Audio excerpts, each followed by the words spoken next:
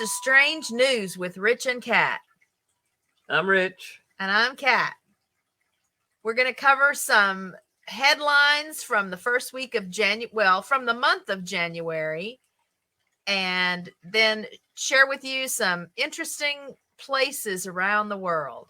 Our first story comes out of Perth, Australia, from a headline on January 30th, so just this past week. And the title of the article is Australia Mining Company Sorry for Losing Radioactive Device. A mining corporation apologized for losing a highly radioactive capsule over a 1,400 kilometer stretch of Western Australia. That's 870 miles, as authorities combed parts of the road looking for the tiny but dangerous substance. The capsule was part of a device believed to have fallen off a truck while being transported between a desert mine site and the city of Perth on January 10th. So my first question is, what was it in? I don't know. Like this little tiny capsule is just like rolling around in the back of the truck? Huh? Maybe.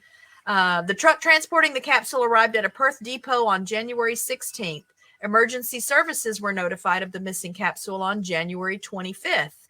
And that sounds like a very long time for a dangerous radioactive device to be laying around where people could pass it. Western Australia emergency services have called on other Australian states and the federal government for support finding the capsule as they lack equipment. It just gets more and more encouraging all the time. The capsule measures 8 millimeters by 6 millimeters, which is 0.31 inches by 0.24 inches. And people have been warned it could have unknowingly become lodged in their car's tires. So I wanted to show you. This is really going to be hard to see, folks. But that is a Zyrtec, little Zyrtec pill, allergy pill, over-the-counter medication. Oh, no, this may be an Allegra. We have Allegra and Zyrtec here. I think this is an Allegra. And I don't know if you can see that. We'll have a larger image of this on the screen for you. That is approximately the size of this little device or capsule that fell off this truck somewhere along an 870-mile stretch of highway. So the good news is they did find this device after a week of searching. This article goes on to say that the cesium-137 ceramic source commonly used in radiation gauges emits dangerous amounts of radiation equivalent to receiving 10 x-rays in an hour. It could cause skin burns and prolonged exposure could cause cancer. So I guess they just walked around along the highway or drove with a Geiger counter or something. Yeah, How would you find something that small That's weird laying in the road? And did they ask everybody that drove on that road to please come in and let them check their tires? Anyway, so strange story. It ended well. And just be wary if you ever come across a little tiny capsule on the road. It might not be what you think. All right, take it away, Rich. Japan firms open well meat vending machines to push sales. In Yokohama, Japan, of all places, a Japanese whaling operator, after struggling for years to promote its products amid protests from conservationists, has found a new way to cultivate its clientele and bolster sales with a whale meat vending machine. I'm hungry now. How about you? Yeah, no. The store, an unmanned outlet that recently opened in the port town of Yokohama near Tokyo, has 3 of these machines for whale sashimi, whale bacon, whale skin, whale steak, as well as canned whale meat. It looks like the prices run about $7.70 to $23. The outlet features white vending machines decorated with cartoon whales at its third location to launch in the Japanese capital region. It opened Tuesday after two others were introduced in Tokyo earlier this year as a part of the Kyoto Senpaku Company's new sales drive. Whale meat has long been a source of controversy, but the sales in the new vending machines have quietly gotten off to a good start. Anti-whaling protesters have subsided since Japan in 2019 terminated its much criticized research hunts in the Antarctic and resumed commercial whaling off Japanese coasts. So that's weird. Well, I'm instantly thinking about a lot of homesteaders we know, right? They raise their own chickens, they raise their own pigs and cows and rabbits and turkeys. And anybody out there raising whales as your meat source? I don't think that appeals to me. Right. Not gonna lie. Not whale meat. Not gonna lie at all. So our next story comes out of, give us a second, our page is loading. Next story comes out of London. Man crushed to death under outdoor urinal in London.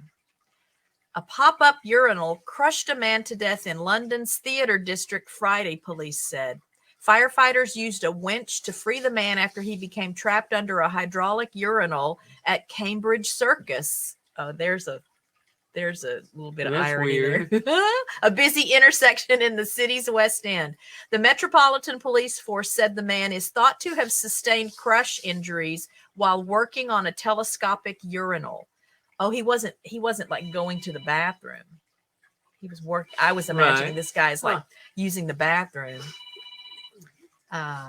We've got ads popping up. Working on a telescopic urinal. The force said that despite the efforts of emergency services, he was pronounced dead at the scene. His identity was not released. The retractable urinals are dotted throughout London's entertainment districts, stored below ground during the day and raised at night. It's strange. And when you got to go, you got to go. But what a way to go. That's weird. Yeah, that's strange. Oh, that's dirty. Probably not nice to be laughing about it. All right, we're having some technical difficulties apparently with our internet today. Let's refresh this page and see what we get.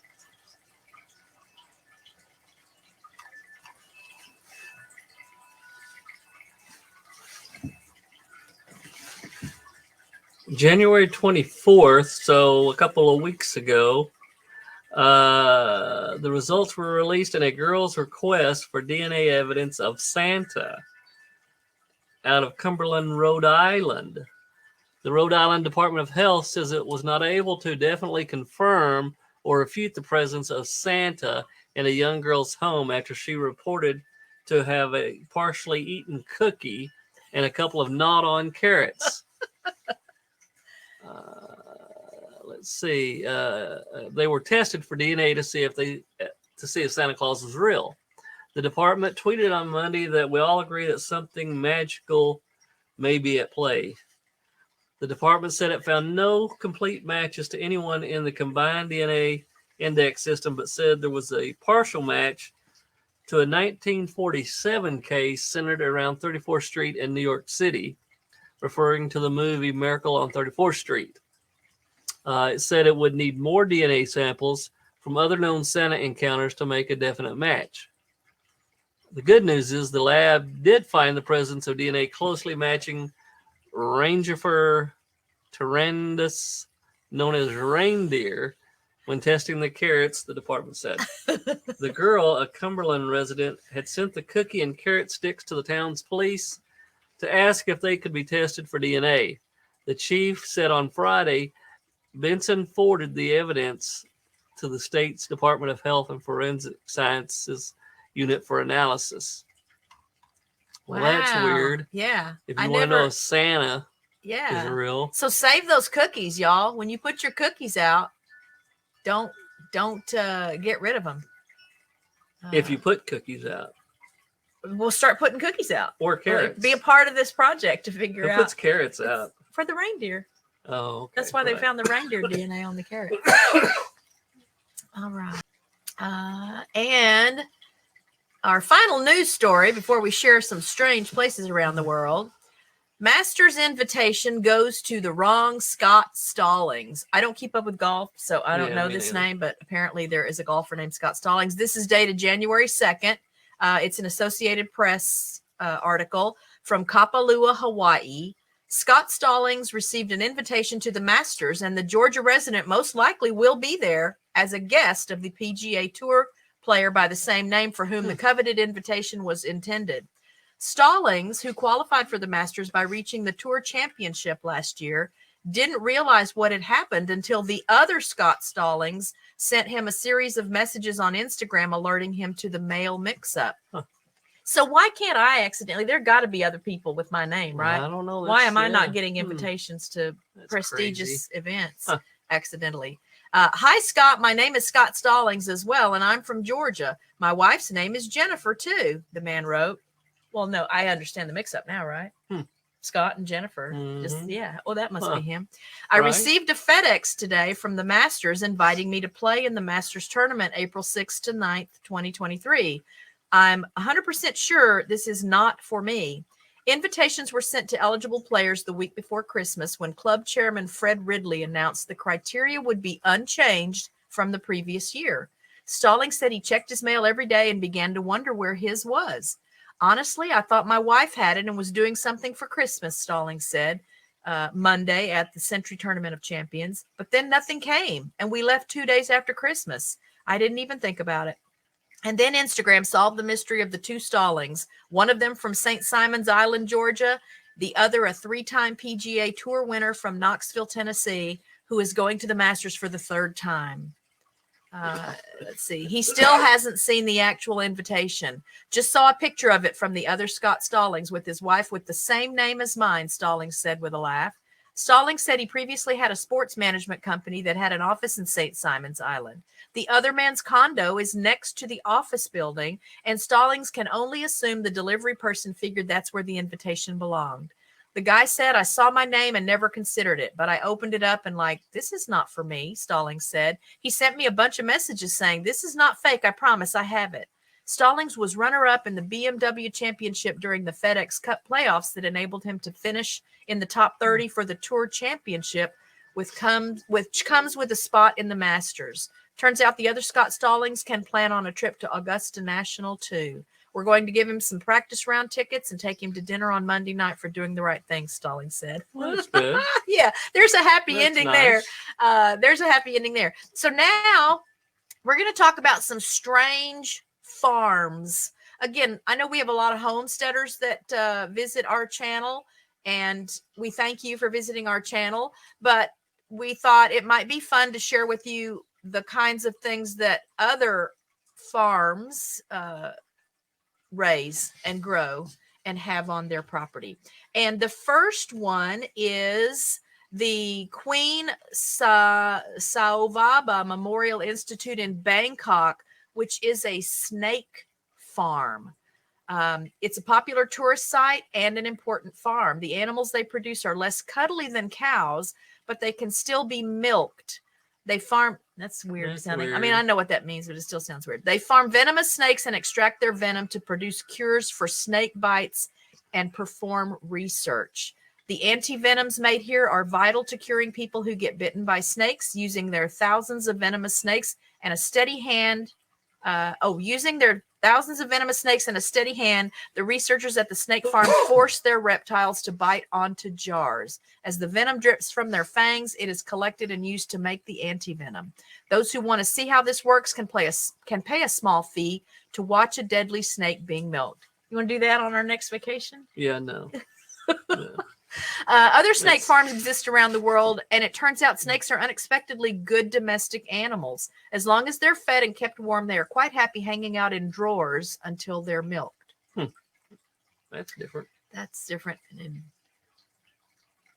here's another farm. Richard will tell you now about another farm. Spider goat farm. That's weird. Spider goat? A goat may not seem like the most exciting of animals, but Freckles, along with her sisters, is just not any goat. She's part spider and part of the synthetic biology revolution. Scientists at Utah State University were interested in the properties of the drag silk spiders used to break their fall. It's stronger than Kevlar and might have uses in surgery. Huh. The problem is that spiders can be tricky to farm. If you put cows close together, they feel comfortable. If you put spiders close together, they tend to turn cannibalistic. You don't want your farm animals to eat each other, I don't think. I haven't met anybody that did yet. So researchers introduced the genes that make spider silk to goats. All they have to do now is to gather the silk proteins they are interested in. All their interest is milk their goats. This doesn't make a bit of sense. All they have to do now to gather the silk proteins they're interested in is milk their goats. Oh, okay. Once purified and turned into fibers known as biosteel, the silk proteins are up to 10 times stronger than steel of the same thickness and can be stretched up to 20 times its length without breaking. That's very odd. Who comes up with this stuff? I don't know. That's just weird. I mean, I want that job. Yeah. Spider genes put into another animal. Huh.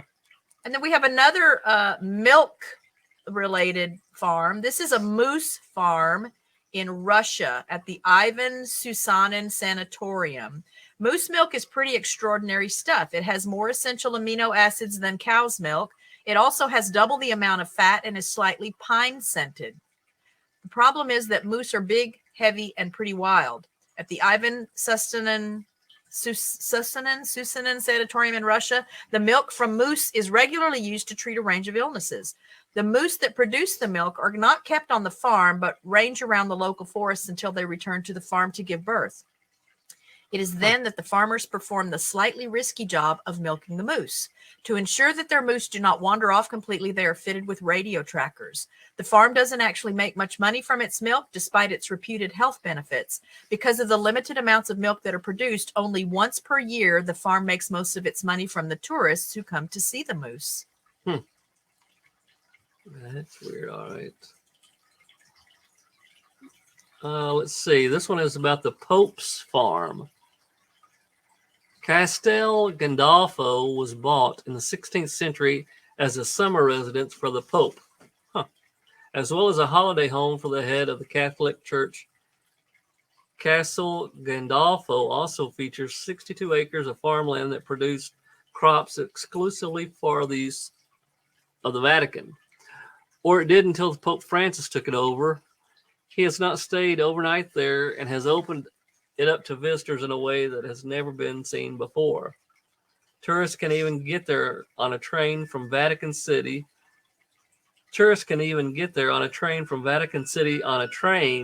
Well, that once only the Pope got to use. So I guess they can go by a train, huh? The produce of the Pope's farm can now be bought by anyone who wants some sanctified agricultural products. The chickens on the farm are particularly holy. They eat the leftover dough from the communion wafers that are made by the nuns on the site. Well, that's nice. At least they're not going to waste. And there you go. If you want to bless your flock, I guess you can feed them leftover communion wafers or the dough from it. And now we have a body farm. Yes, you heard that right. A body farm. When you plant something at a farm, you usually do so in hopes that something will spring up for you to harvest. On a body farm, however, you probably want your crops to stay in the ground. Body farms exist to allow researchers to follow the process of bodies decomposing. At a body farm, human bodies are left outside in various conditions.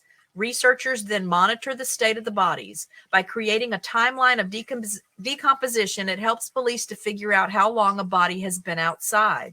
One of the methods they use is to see which insects and other animals begin to eat the bodies and when. Well, I've seen this on Bones and CSI and stuff where they go in and find the different kinds of flies and all that. If a bone has squirrel gnawing, it's been there at least a year. So squirrels are a time since death. Squirrels are a time since death indicator. And squirrels tend to gnaw on the bones in the spring, apparently for the calcium for their new litter. And you can even see annual cycles of squirrel gnawing. Most bodies planted on the farms come from those who have donated their cadavers to science. Some people specifically, that was bear. Some people specifically leave their bodies to body farms to help with the research. Yeah, I don't think I'll do that. Yeah. Well, I didn't consider that if I left my body to science, that's what would happen with it. That's weird, yeah. But kudos to those folks that are, after they leave us, contributing to that research. Let's see. We have another one. Let's see, is Cannabis Farms. Well, that's really interesting. Look at the name. We put the pictures up for you guys too. Jim Belushi Cannabis Farmer. Isn't he an actor? You think it's that guy? Is that probably. Jim Belushi, huh? It seems that drugs are a big business because of their medical properties of many illicit drugs. Even governments can be in the drug growing business. Their farms tend to be out in the open if heavily guarded. But where cannabis is illegal, growers have been forced to get creative in where they put their farms. Sometimes given away when it snows because the roof is so hot it melts off. Okay, so in the wintertime, if you don't have any snow on your roof, I guess that leads to a suspicion of what you're doing. In Britain, one cannabis grower converted a former nuclear bunker into a farm with over 800 plants in it. Using expensive lighting and watering system, he was able to grow his plants underground. That's really strange. Other cannabis farmers convert their attics into growing rooms. This has the advantage of hiding their light that the farms require to be on all day. It comes with its own downside in cold climates, however. The heat of the farms hidden under the roof is sufficient to melt any snow that may fall on it. All police have to do is look for one house without a snowy roof, and the farm is busted. What am I missing about that? So you have to have heat lamps. I know, but why would someone else's house not be warm enough to melt the snow off their house? Why does it necessarily mean you're growing? Because I'm sure that you have more than a couple of heat lamps. You probably have a couple of hundred heat lamps. Hotter than normal. So it's going to be hot. Yeah. Okay. All right. So coming up next, we have Leech Farms. Leeches have been used in medicine for hundreds of years. To feed the need for leeches, they had to be gathered from waterways where they lived naturally. Leech collecting used to be one of the worst jobs going because the best way to attract a leech was to simply wade into a pond or river and let them bite you. Once a leech had latched on, the collector had to wait until they were fat with blood before picking them off. What does that job pay? Gross.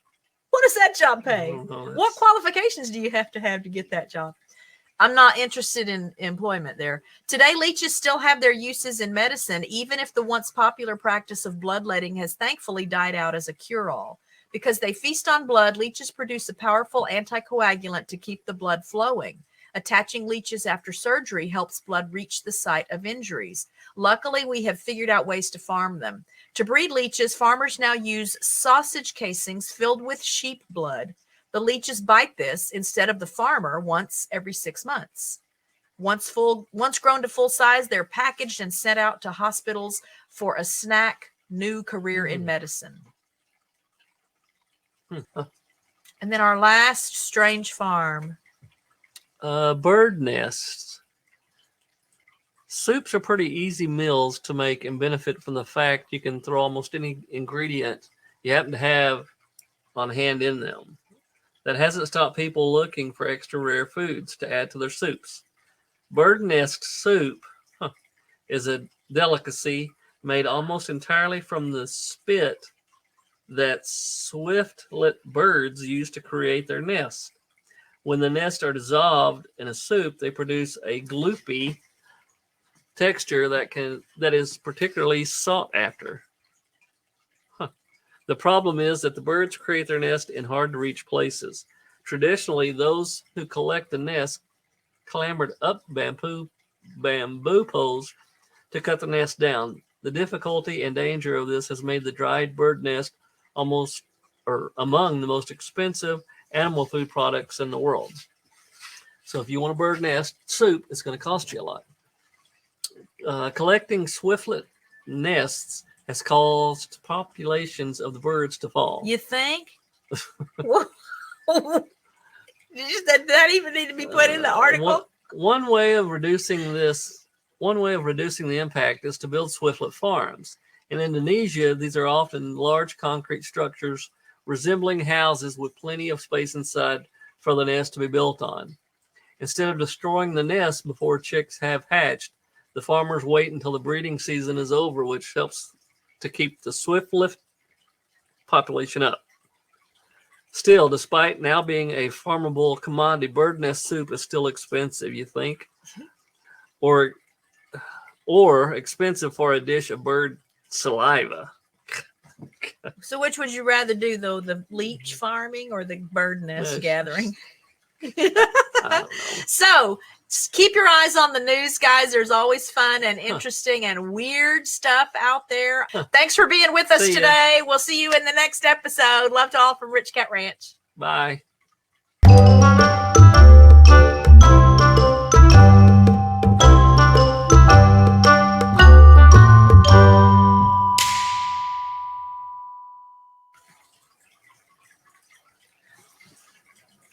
Welcome to Strange News with Rich and Kat. Today, we're going to share with you some unusual stories that made the headlines the first week of January, along with some strange places in the world.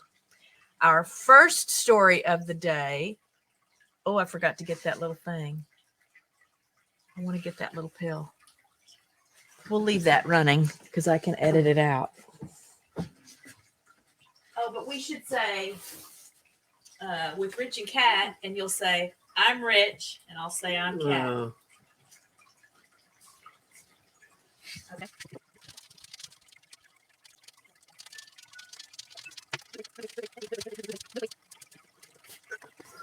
I'll change the thumbnail to just say strange news. Okay. You going to help? All right, so that's the camera up there, but when we're reading, obviously, we're going to be looking down here. Welcome to Strange News. Oh, I should give it a little more of a pause. You got to be looking at the camera. That's it. You want to have that thing close to your head, or you want me to take that off? Stop. Let me take it off. You're okay. It's okay. Stop. Let me take it off. Down. Okay, we'll take that off.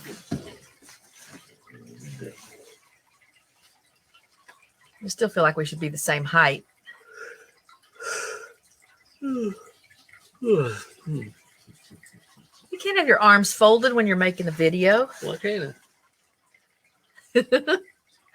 Okay.